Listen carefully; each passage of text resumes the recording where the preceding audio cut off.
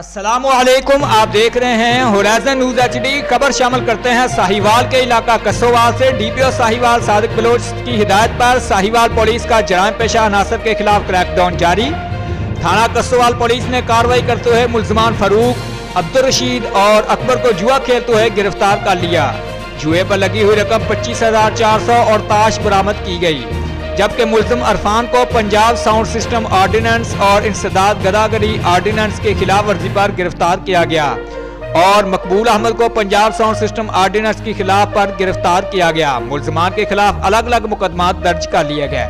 Report Mohammad हमार रजा, in charge मेंदगान, horizon news HD।